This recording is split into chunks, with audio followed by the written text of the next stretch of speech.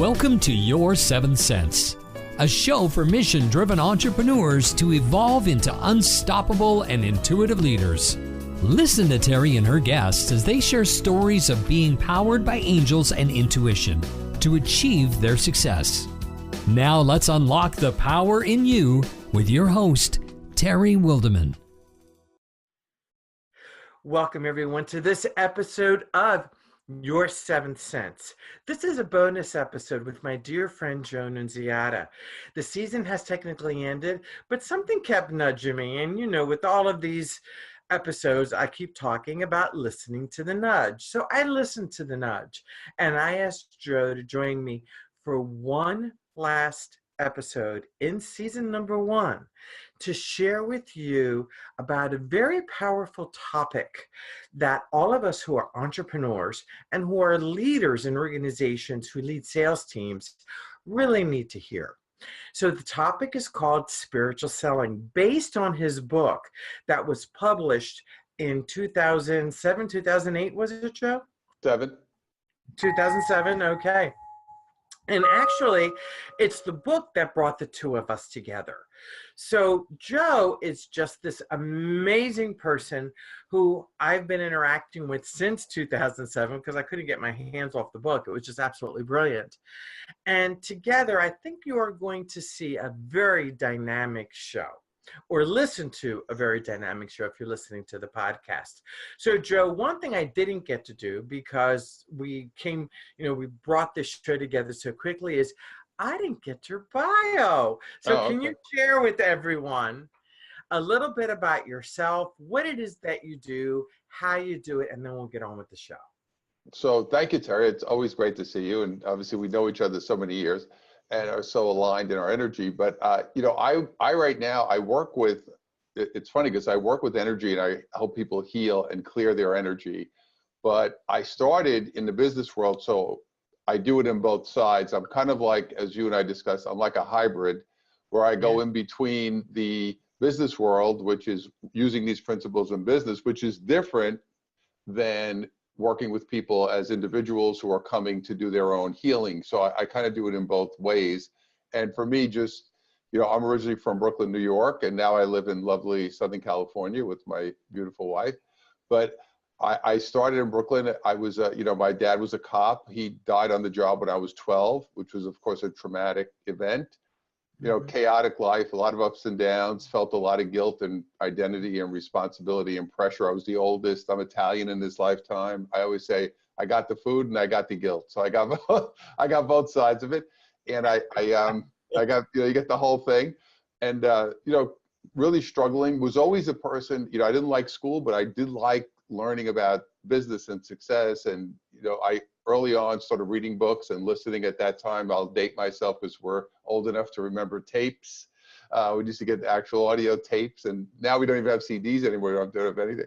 But, I had all those tapes. I'm driving around listening to these tapes and going to seminars and doing all this work. And, ended up working very hard, which was my belief system. Went bankrupt twice by 30. And right before the second bankruptcy, a few years prior, I started to go to therapy because I said, whatever I was, because I was doing all this stuff, working really hard, putting in a lot of hours, goal setting, manifesting, blah, blah, blah. And, it was helping, but I just wasn't getting forward. And finally, I said, I need to find, it was not my first place to go. It wasn't something that was in my, culturally in our family to go to therapy. And I did that. And then that led me into the metaphysical work and the energy work. And then that's when things really started to change. So, like I said, I have an unconventional background and started really in the corporate, the sales business side, and then brought this in later. But I think now is the time for this as we're changing. And I think that's probably why we have so much in common, Joe, because like you have the Italian guilt, I have the Cuban guilt. Yes. Yeah. So it's all the same. It's all the same. You have the Italian food, I have the Cuban food. Right. Yeah, it's all good. It's the same thing, and we're of the same generation. So yes, I get it. I absolutely get it. And again, I think that's why energetically we are so connected. So one of the things that I love is you practice what I preach. which is the integration of the practical, tactical, and logical with the emotional, the energetic, the intuitive, and the spiritual. So when did you begin to really connect spirituality with the sales process in business? Well, I would say that was later, because first I was just trying to heal myself. Like that was my first goal, because I just said my life was fractured and things weren't working. So I didn't really think about it in the business world. But then I said, well, these are universal principles. They started helping me in my personal life. And I said, well, if the universal principles of energy, they should work over here too. And I just kind of started, because I was working in sales, and I just started kind of integrating these things in little by little and changing my approach, which was counter to what I was learning from the management and the sales trainings and everything we were doing. So it was almost like it was weird, because I was much younger, and I was just kind of getting, I'm out there and I'm saying, well, this is like the opposite of what they're telling me to do, but I'm going to do it anyway. And I did, and it worked out well for me. Now, again, then I started getting more confidence, and then from there I just kind of put it out there. Mm-hmm. So it became successful for you to follow your spiritual selling model, which we'll talk about in just a little bit. But what happened? How can you measure your success in comparison to the success of the people that you were working with?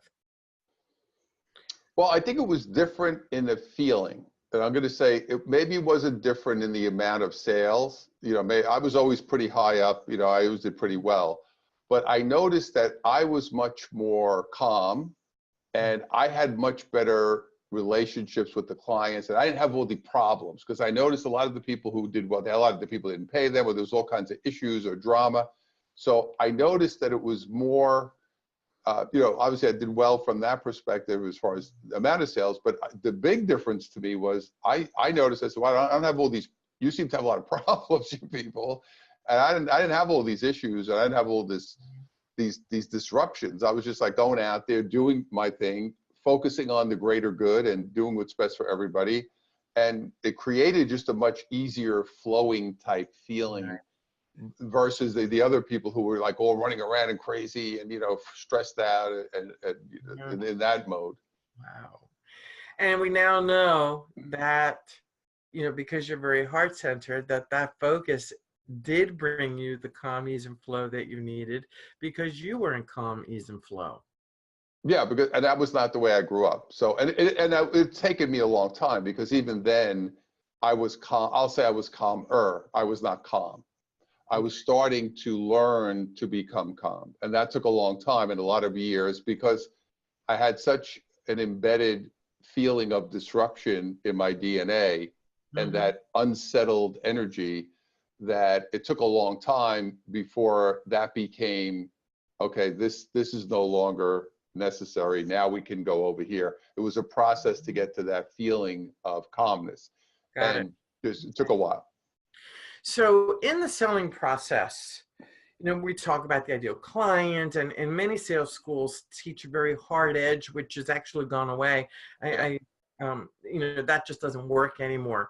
Can you share with the audience some of the spiritual selling steps that you take in order to create a successful client relationship? Well, I'll start by saying to you that I know you say it's going away, but that's not what I see. When I go out into corporate or talk to people, they're still in that space. Most of the people, yeah, very much. I mean, some a little better, but overall, that is where they live. It's the hardcore numbers, blah, blah, blah, whatever you do. Close them. You said a very powerful word, numbers. Yeah. Did you find that your numbers held true following your spiritual selling system as it did with the other hardcore sales folks? Oh yeah, better. It was better for me. But again, so here's something that people need to understand, because there were people who did not do that, who did very well, who were the total opposite of me, who were hardcore, cutthroat, whatever. And people say to me, I don't understand, that shouldn't work. And I said, you have to understand an energy. Energy is not judgmental.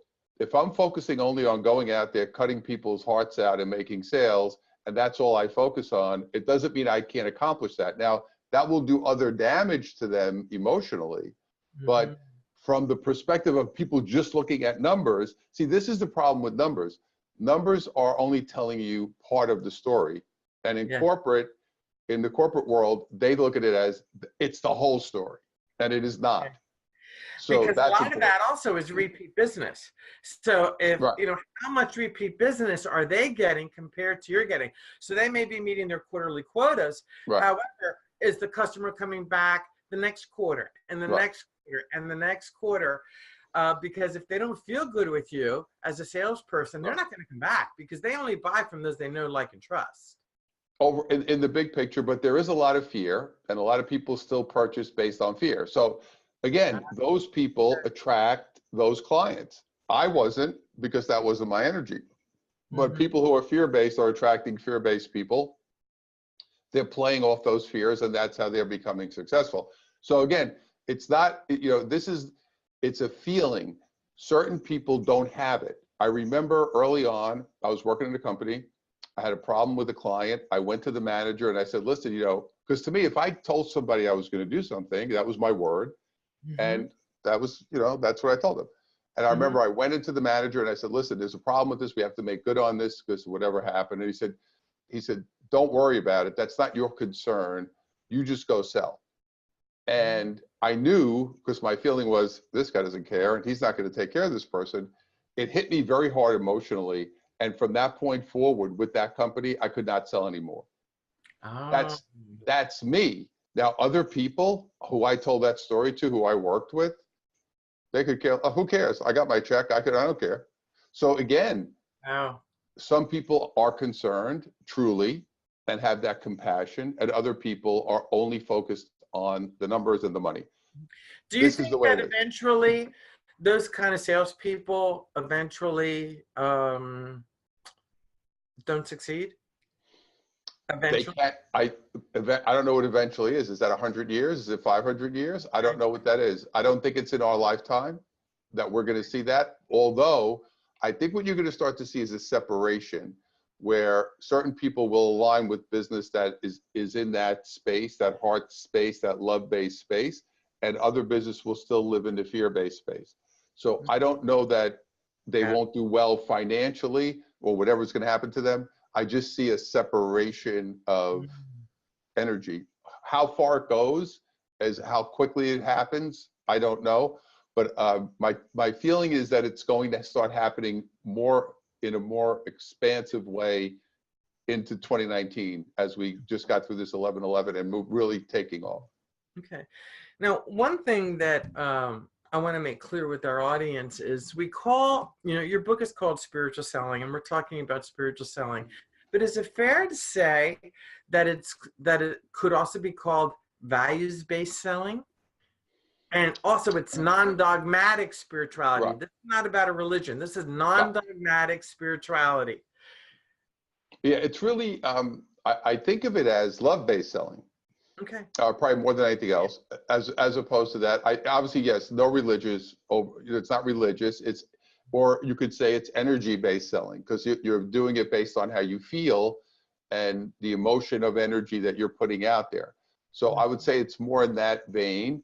It's not religious, although a lot of people do ask that question because that's kind of the connotation to spirituality, that it's religious, and it isn't.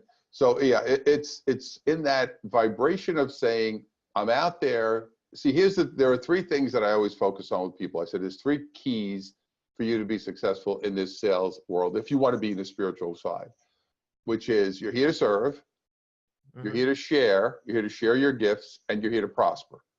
So you need, if you stay in those three and say, yeah, but the first one is I'm here to serve.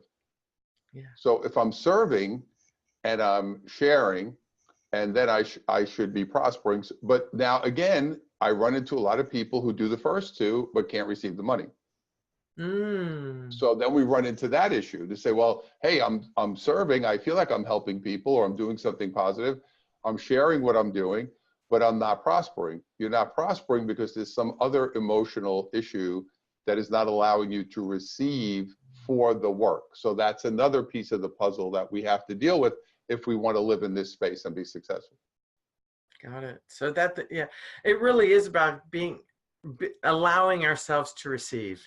And if we're constantly giving and giving and giving and giving, and they're not in that receiving space, we're not going to be able to attract the money that we want. Is that true?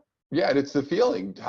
What I always ask people is, how do you feel? See, because here's what happens. I'll watch people do a presentation and they'll be excited and they'll be into it and you could see the passion they have for it. And then we get to the price and everything changes. And their energy completely changes. Completely, it's like you can see it. It's an actual physical experience. And you can hear it. Oh, you can hear it. On webinars, you can definitely hear it. Yeah. You can just see it, you can feel it, you can hear. So everything changes. So what's happening is at some point they lost that momentum.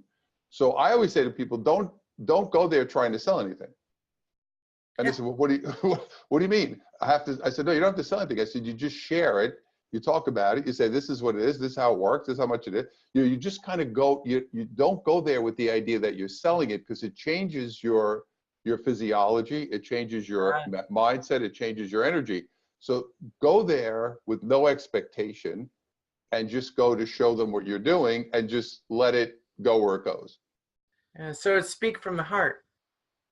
Yeah, I'm sharing what I'm doing. Hey, let's see, and go. See, the problem is also in sales, we are we get trained, and for those of us who went through training and going through corporate especially, you're supposed to get everyone.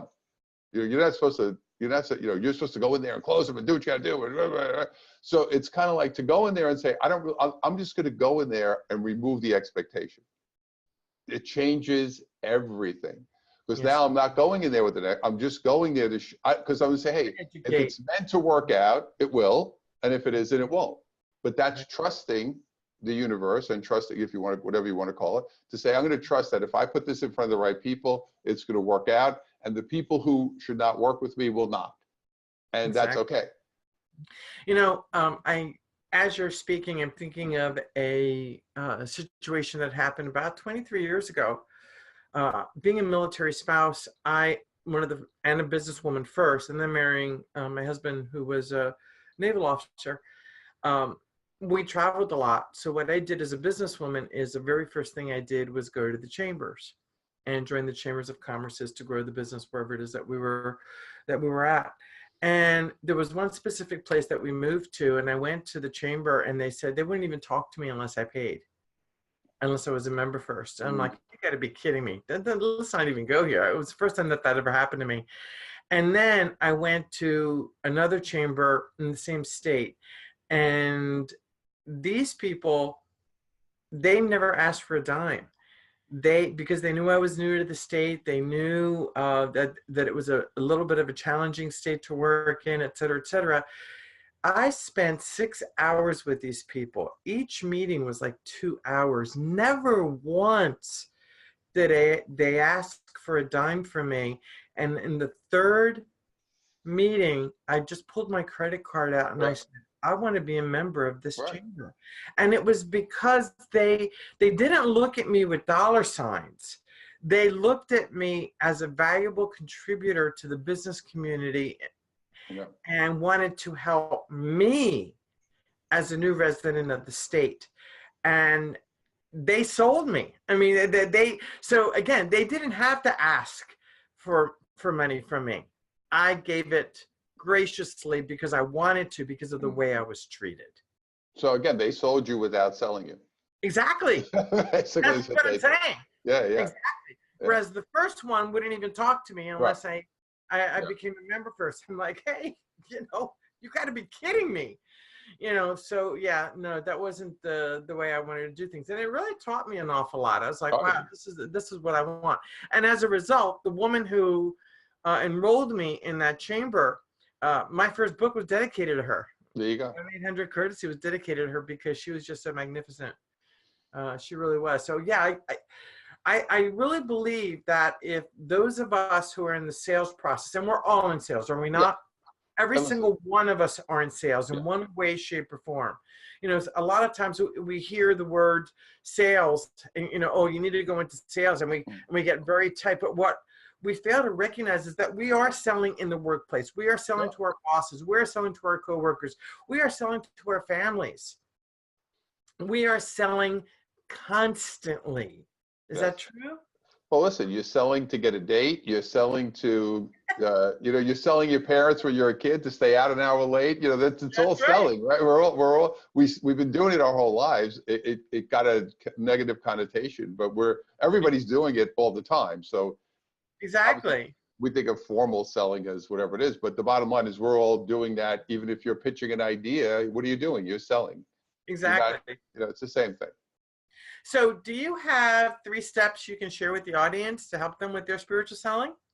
So the first step is really understanding yourself. And I think this is where we get too caught up in the externals of the website, and not to say you shouldn't have this stuff, the website and the presentation or whatever it is that you're doing.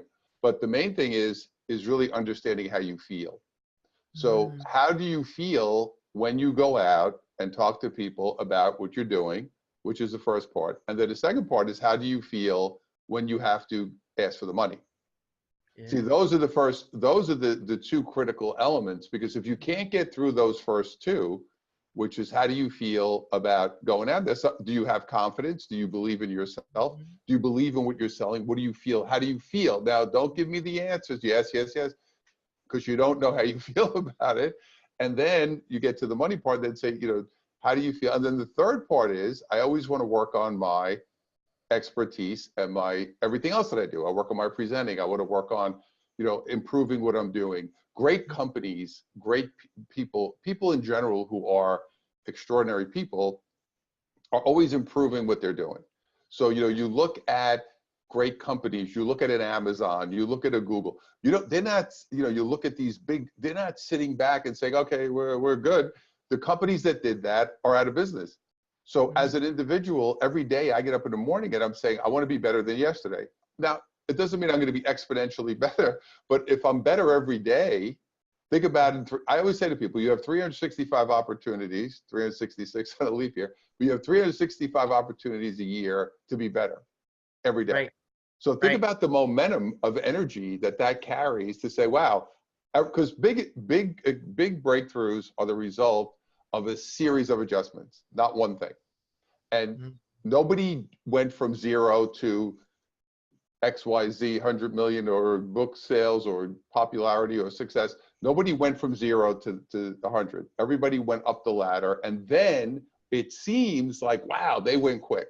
But they went quick because they built that foundation. They adjusted. It's kind of like I remember when I was a kid, when I was working in New York, I worked at a lot of nightclubs. There were bands that came in and played. There were comedians that I saw. Rita Rudner. I saw, as a matter of fact, Joy Behar used to come in. I used to work at the bitter end down on Bleecker Street, New York. And she would come in, and she was working as a secretary full time. And she's actually Italian, and she's from Brooklyn. And, we would hang out. I was working at the door, and, I was like a 20-year-old kid, and she was already like in her 40s. She was like because she was like, most of the comedians were young kids, and then she stood out.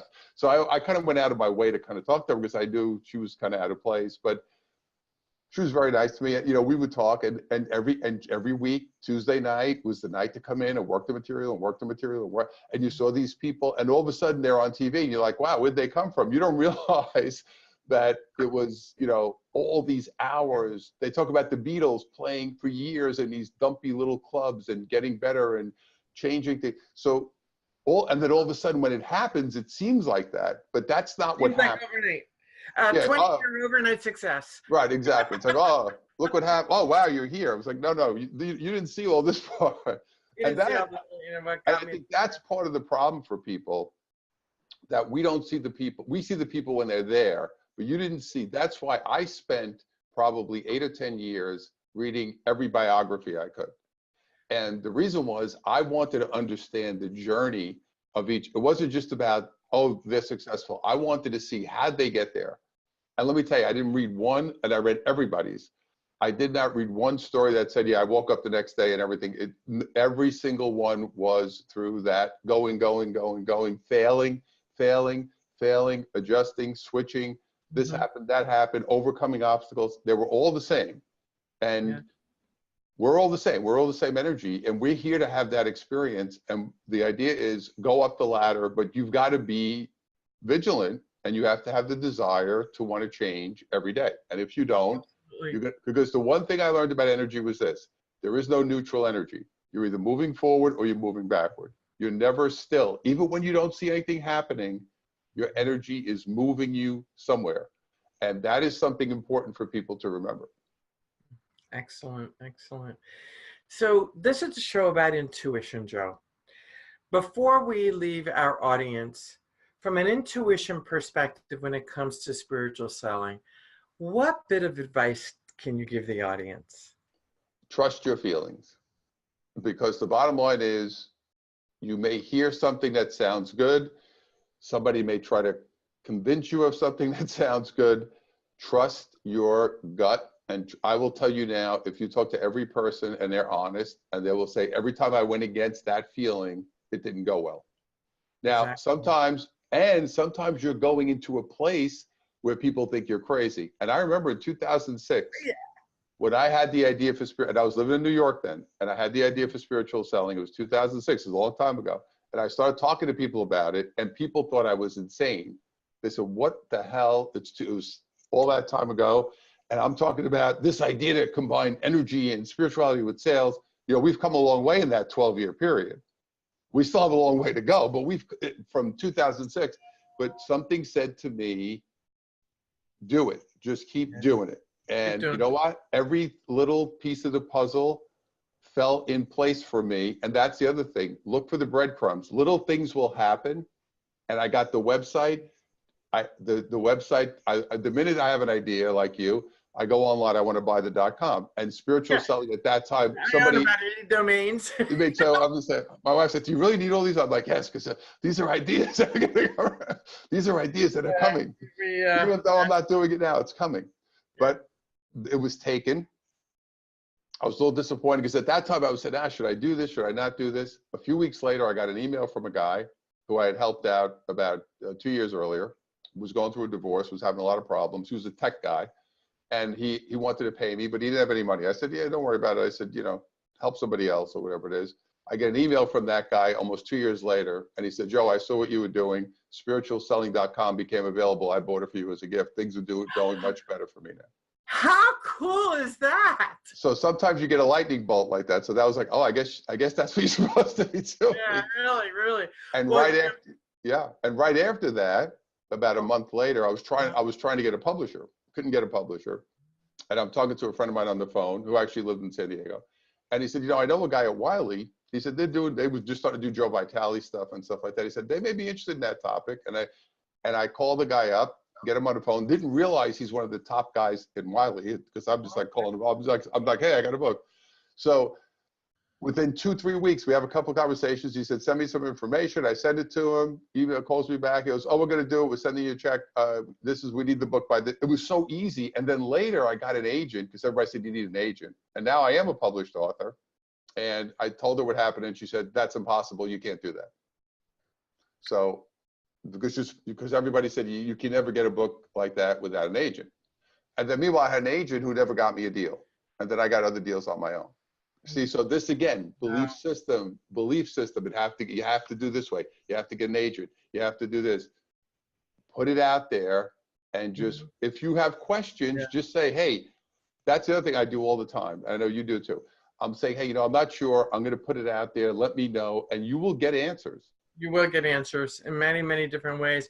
And you know, that publishing piece, as you know, I've written 2 solo books, and I have 6 co-authored books under my belt. Every single publisher found me. Yeah. Every single one. Every single one. Yeah. I never got an agent. I didn't need an agent. You know, so it really is about mindset. And with the domain thing, yeah, I get it. I bought Intuitive Leadership in 2004. Yeah, there you go. I had no idea that I was going to be, that my business today, which officially became Intuitive Leadership 2 years ago, and I ended up buying the trademark for it, the registration for it. I mean, who would have known? That I get those ideas. I bought Greater Goodism, which I just launched, which is just a site about the greater good. about 5 years ago. I just kept renewing it, and I kept saying, I want to do this. I wasn't ready, and I just launched it as a blog and a website and a Facebook page. So it's just about the greater good. And tell me about the greater good. What did you do for the greater good? Getting people into that energy of, but again, I had it for about 5-6 years before I used it. But very cool. It's one of those things. Well, Joe, I want to thank you so much for being here today and offering my audience, your 7th Sense audience, this bonus interview. As you know, this was an intuitive thing for both of us, actually. It was like, okay, yeah, let's get together. Let's just do it. Let's do the show. And spiritual selling is what brought us together all those years ago. And I know it's something that I would love to build on for our audience members, because they are most of them are entrepreneurs, and a lot of them are professionals in the workplace who want to know how to incorporate more and more spiritual selling. So I'd love to ask you to come back, and we can share a little bit more about that in the future. So, last parting words before I say goodbye?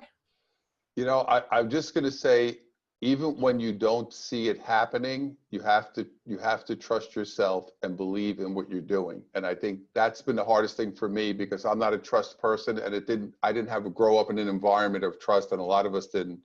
So there's certain times in life where you have to say, you know what, I'm going to just pull back, not drive myself crazy, and allow the universe to guide me to the place. And I've struggled with this, as you would have talked about it, because I'm a New York pedal to the metal person. So the idea of saying, take a break, the idea of saying, don't do anything right now, the idea of saying, it's okay to not be productive for a couple of days, whatever that means, productive in my mind, which is doing a million things. So that is trust that inner voice. And then when something comes and you're ready, then you ramp it up, and then you put that pedal to the metal, and then you do what you have to do. But it's a flow. It's an ebb and a flow. So trust it and live in that flow space, and then you'll see the result. Again, thank you so very much, Joe. We really appreciate it. And to the 7th Sense audience, I'm Terry Wilderman, your host. Thank you so much, Joe Nunziata. If you like this show, and I'm sure you do, or you wouldn't be watching, please subscribe to our channel at www.youtube.com/intuitive leadership. We are a playlist under intuitive leadership, so please subscribe. We can get all the subscribers that we really are looking for subscribers to build this channel up and to share the wonderful messages of these brilliant entrepreneurs who come on this show and share how intuition and spirituality have assisted them in creating the success that they now have. So again, have a brilliant holiday season. We are going on hiatus. You'll be getting reruns of the last 14 shows and this bonus episode with Joe Nunziata. To your success. See you next time. Unlock the power in you and elevate your 7th sense with our intuitive leadership training programs, masterminds, VIP days, and retreats. To learn more, visit intuitiveleadership.com.